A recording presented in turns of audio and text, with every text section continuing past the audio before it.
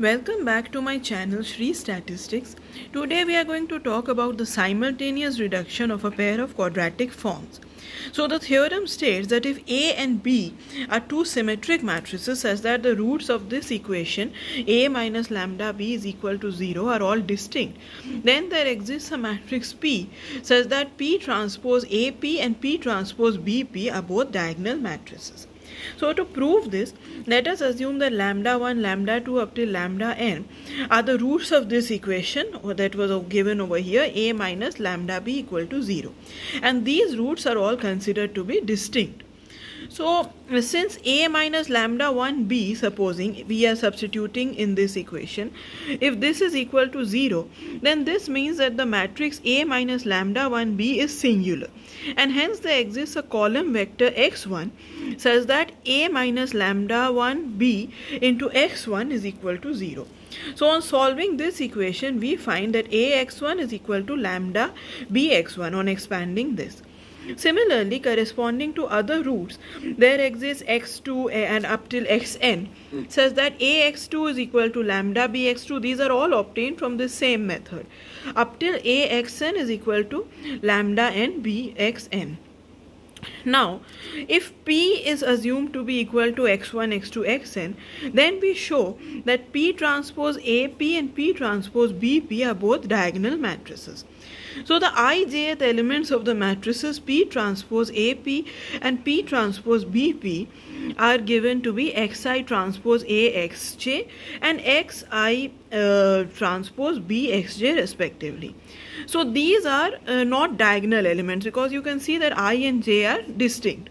So on pre-multiplying, supposing we pre-multiply AXJ is equal to lambda J BXJ by xi transpose. So here we get xi transpose AXJ is equal to lambda J xi transpose BXJ. So this is equation 1. So on interchanging these subscripts I and J, we get from here xj transpose AXI is equal to lambda I xj transpose BXI. So this is equation 2. Now since A and B are two symmetric matrices, this implies that A transpose will be equal to A and B transpose will be equal to B.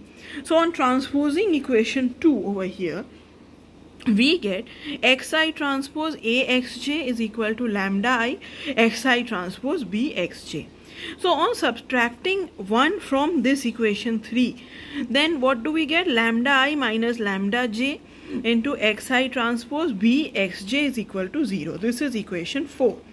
But since lambda i's are distinct, and hence this implies that lambda I is not equal to lambda J for I not equal to J. Thus from this equation 4 we can say that this term must be the one that is equal to 0. So hence from equation 5 and equation 1 we can say that xi transpose AXJ is equal to 0 as well. So from these two equations it can be seen that every non-diagonal element of P transpose AP and P transpose BP are 0.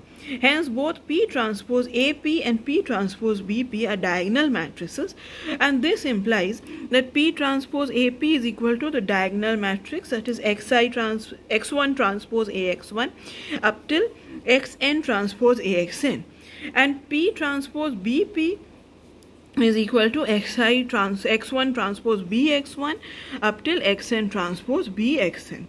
So this proves the theorem. So that's all from me for today. Thank you for watching. If you like the video, please share and subscribe.